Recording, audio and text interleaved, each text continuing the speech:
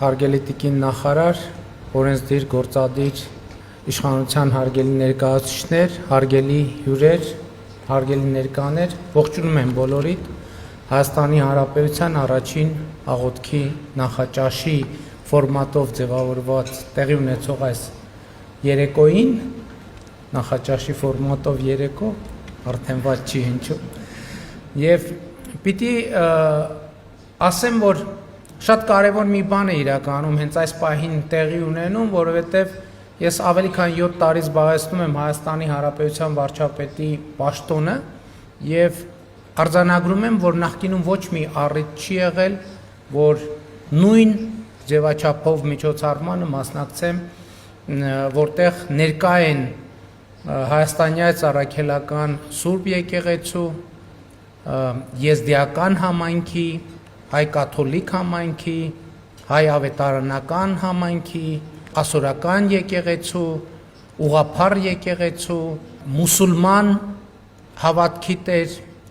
մարդիկ ովքեր գործում են Հայաստանում, հրեական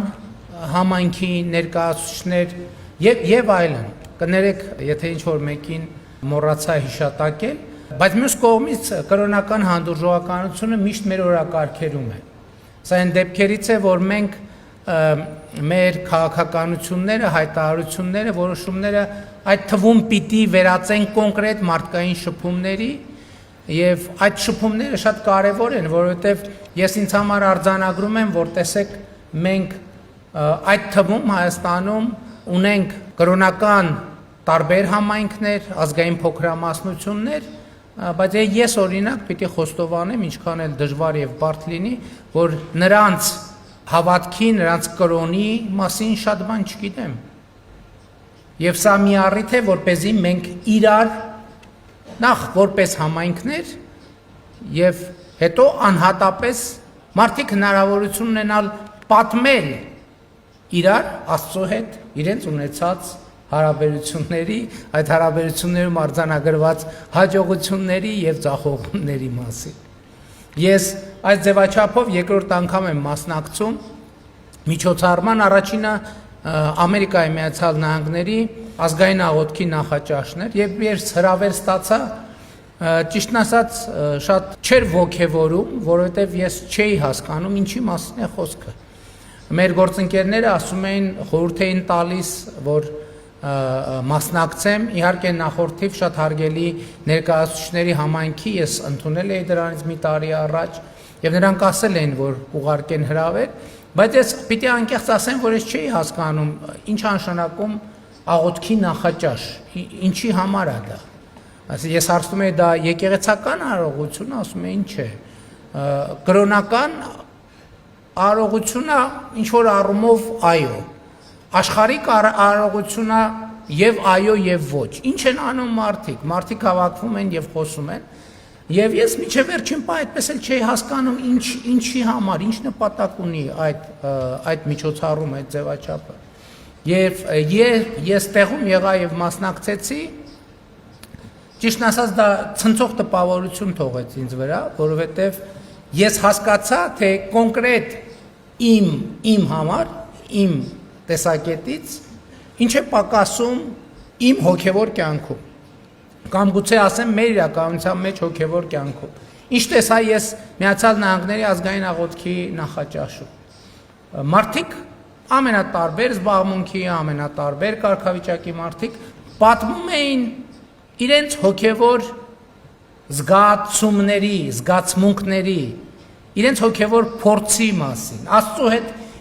Հիսուս Քրիստոսի հետ իրենց ունեցած հավատի մասին, հավատի իրենց ճանապարհի մասին, այդ ճանապարհում իրենց ապրած կասկածների մասին, երկմտությունների մասին։ Եվ մարդիկ պարզապես կիսվում էին իրար հետ իրենց հոգևոր զգացմունքները։ Եվ ես հասկացա, որ դա շատ է պակասում մեզ, որովհետև իհարկե մենք մեծ պատկառանքով մասնակցում ենք եկեղեցական արարողությունների, պատարակների, այստեղ կա մի նրբություն, որ պատարակի մասնակիցները իրենք խոսելու հնարավորություն սովորաբար չեն ունենում։ Իրենք առաջնորդվում են եւ դա շատ պատկառազդու արարողություն է, ինչին ես մեծ խանդաղատանքով մասնակցում եմ, երբ առիթ է լինում մասնակցելու, բայց պատարագի այն մասնակիցները, ովքեր խորանին չեն կամ խորան բարձրանալու կամ խորանից խոսելու արտոնություն չունեն, նրանք իրենց զգացումները կիսելու հնարավորություն ընդհանրապես չունեն։ Իսկ դա ես Վաշինգտոնում հասկացա շատ կարևոր է, չնայած դրանից առաջ գուցե ինտուիտիվ ես սկսել էի Սուրբ Զատկի եւ Սուրբ Ծննդյան օրերին մեր ժողովրդին դիմել ուղերձով Սաղմոսի տեսքով, Սաղմոսով շնորհավորելով մեր ժողովրդի հայաստանյան առաքելական Սուրբ եկեղեցու տոմարով Սուրբ Ծնունդը եւ Սուրբ Զատիկը։ Եվ ես կարծում եմ, որ սա իրոք կարևոր է, որպեսզի մարդիկ իրար պատմեն Աստծո մասին, իրար պատմեն Հիսուս Քրիստոսի մասին, իրար պատմեն Հիսուս Քրիստոսի հետ իրենց շփումների մասին, իրենց խոսակցությունների մասին։ Եվ պատմեն, որ օրինակ մարդիկ կան, պատմեն իսկ ինչու են իրենք հավատում Աստծուն, ինչու են հավատում Հիսուս Քրիստոսին, որովհետև մենք գիտենք պատմությունը եւ այստեղ հնչեց, մենք հիմա եւ շատ մեծ պատիվ է մեծ համար, մենք առաջին քրիստոնյա պետությունն ենք, առաջին քրիստոնյա պետությունը։ Եվ մենք գիտենք, որ այդ պատմական փաստը գիտենք շատերը, արձանագրված է գրքերում, բայց այդ ձևաչափը իմ կարծիքով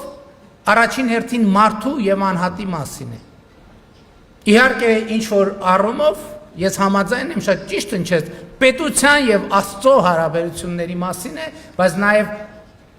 մարդու եւ Աստծո հարաբերությունների մասին է։ Եվ այդ խոսակցությունները Աստծո մասին տպավորություններով կիսվելը, Հիսուս Քրիստոսի մասին տպավորություններով կիսվելը մեզ շատ բան է ասում, այդ թվում ինքներս մեր մասին։ Այսինքն մենք պատմելով Աստծո մասին, պատմում ենք ինքներս մեր մասին։ Որովհետև կարծում եմ հավատալ Աստծուն նշանակում է հավատալ, որ Աստված ապրում է քո մեջ։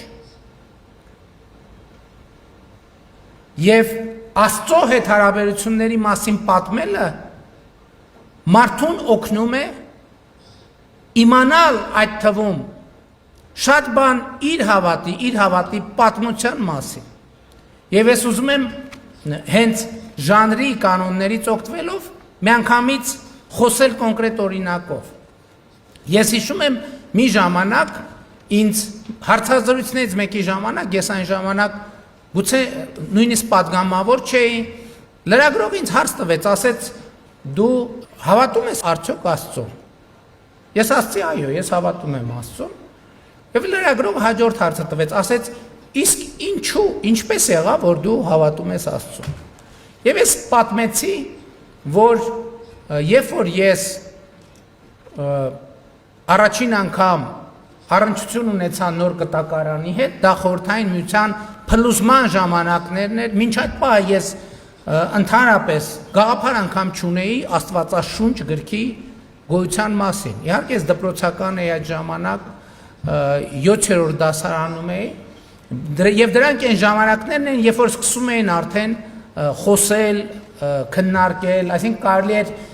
այդ հովերի ներքո ես իմացա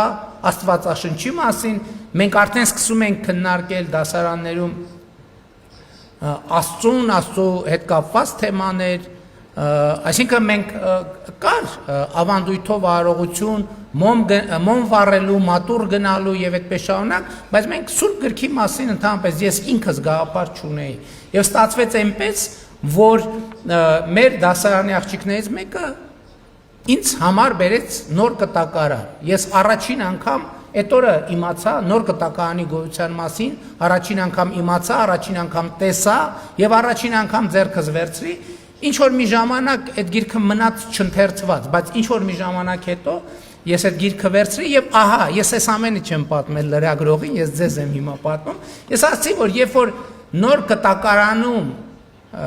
կային տողեր, որ երբ որ ես կարդացի, ես փշաքաղվեցի, եւ ես հասկացա, որ հնարավոր չէր, որ մարդը ստեղծեր այս տողերը։ Հնարավոր չէր, որ մարդը ստեղծեր այդ բովանդակությունը։ Իհարկե, ով է գրել, ով է ստեղծել ֆիզիկական գիրքը, այդ ուրիշ խնդիր է, բայց նա, ով այդ բովանդակությունը ստեղծել է, ես ինքս ինձ ասացի, որ հնարավոր չէ, որ մարդը ստեղծեր նման բովանդակություն։ Այդ հարցազրույցը անցավ գնաց, դա երկար տարիներ առաջ էր, եւ ընդամենը մի քանի ամիս առաջ ազգային ժողովի հերթական քննարկումների ժամանակ ընդմիջում էր եւ մենք մի խումբ падգամավոր գործընկերների հետ նստած էինք, սուրճ էինք խմում եւ խոսակցություն էլի վերադարձավ այդ թեմային եւ падգամավոր գործընկերներից էլի ինչ որ մեկը թերևս տեսել էր այդ հարցազրույցը, սկսեց այդ հարցազրույցի մասին խոսել եւ էլի եկավ նրա մասին, որ այո, ես նոր գտականի կարդալով ինչ որ տողեր եւ ես հասկացա, որ հնարավոր չէ, որ մարդը ստեղծեր այդ տողերը։ Եվ տեղի ունեցավ մեկ շատ անսպասելի բան ինձ համար, որովհետեւ падգամավոր գործընկերներից մեկը հարցրեց, իսկ որոնք էին այդ տողերը։ Որոնք էին այդ որ հատվածն էր հատկապես։ Եվ տեղի ունեցավ մի սարսափելի բան։ Ես փորձում էի պատասխանել եւ այդ պահին արձանագրեցի, որ ոչինչ չեմ հիշում նոր կտակարանից, բացարձակապես ոչինչ չեմ հիշում նոր կտակարանից։ Կարող եք պատկերացնել, ես անկեղծ ասեմ, նոր կտակարանը կարդացել եմ տասնյակ անգամներ։ Բայց երբ որ падգամավոր գործընկերը ինձ հարցրեց, թե որոնք էին այդ տողերը, որ քեզ ստիպեցին, որ քեզ բերեցին հավատի, ես ուզում եի հիշի, իսկ որոնք են այդ տողերը, եւ արձանագրացի, որ բացարձակապես ոչինչ չունեմ այդ պահին հիշելու նոր կտակարանից ասելու։ Եվ ես մի պահ ուղակի արգելակվեցի, սկսեցի ամաչել, սկսեցի մտածել, որ հիմա այս մարդիկ կմտածեն, որ ես ընդհանրապես չեմ կարդացել նոր կտակարանը, եւ ես իհարկե դա տևեց շատ կարճ, եւ հանկարծ հիշեցի մի կտոր նոր կտակարանից, ընդամենը մի կտոր, այդ պահին ես հիշում էի ընդամենը մեկ բան նոր կտակարանից եւ պատմեցի, ասացի, ահա այս խոսքերը, որոնց պատճառով ես հավատացի Աստծուն, հավատացի Հիսուս Քրիստոսին։ Ես իհարկե անգիր չգիտեի, վերապատմեցի եւ ես հիմա ուզում եմ ձեզ համար կարդամ այդ նույն տողերը արդեն տպագրած հետս բերել եմ, որպեսզի ներկայացնեմ խոսքը Մատթեոսի ավետարանի 25-րդ գլխի վերջին դատաստանը վերնագրված հատվածի մասին է։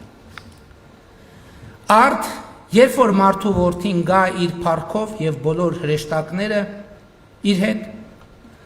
այն ժամանակ նա պիտի նստի իր փառքի գահի վրա ու նրա առաջ պիտի հավաքվեն բոլոր ազգերը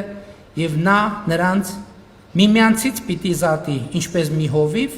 որ զատում է ոչխարները այծերից։ Եվ ոչխարները իր աչին պիտի կանգնեցնի, իսկ այծերը ձախի։ Այն ժամանակ թագավորը պիտի ասի նրանց, որ իր աչին է։ Եկեք իմ հոր օրհնյալներ, ժառանգեցեք աշխարհի սկզբից ձեզ համար պատրաստված արքայությունը, որովհետև քաղցած էի եւ ինձ ուտելիք տվիք, ծարավ էի եւ ինձ ջուր տվիք